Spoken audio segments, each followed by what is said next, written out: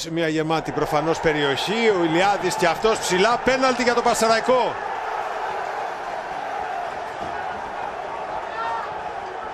Αν έχω προλάβει, με συγχωρείτε, να δω καλά ποιος παίκτης είναι, και κόκκινη κάρτα σε παίκτη του Πασεραϊκού, και το λέω γιατί από την ώρα που βγήκε ο ήλιος εδώ και 10 λεπτά είναι ακριβώς κόντρα σε εμάς. Είναι ο Μασόν. Η απόφαση του Φωτιά είναι για πέναλτι στην προηγούμενη φάση. Βλέπετε ξανά από την κεφαλιά του Σύστο.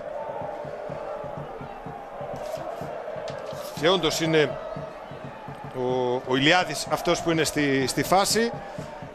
Και ο δικός του τρόπος παρέμβασης, σύμφωνα με τον Φωτιά, συνιστά παράβαση. Θα πάει να το δει ο Φωτιάς.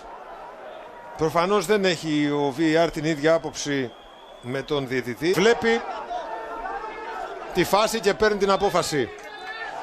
Είναι πέναλτι, δεν την αλλάζει. Ο Ηλιάδης μένει εκεί και διαμαρτύρεται. 76. Πέναλτι για τον Πασεραϊκό. Καρέλης απέναντι στο Βενετιτσίδη. 1-1. Καρέλης ξεσπάει σε πανηγυρισμούς. Ο Πασεραϊκός σοφαρίζει. Όλος ο πάγκος των γηπεδούχων μπαίνει μέσα. Απαρηγόρητος ο Βενετιτσίδης. Άλλοι έτοιμοι για καυγάλη. Ευτυχώς οι περισσότεροι είναι αυτοί πιο ψύχρεμοι για να ηρεμήσουν τα πράγματα. Έχουν ανοίξει λογαριασμοί από τη φάση στις καθυστερήσεις με το πέναλτι, με όλη την ένταση. Βενετιτσίδης που τα λέει με τον Μπεν Σαλά, με τους πιο ψύχρεμους να τους απομακρύνουν.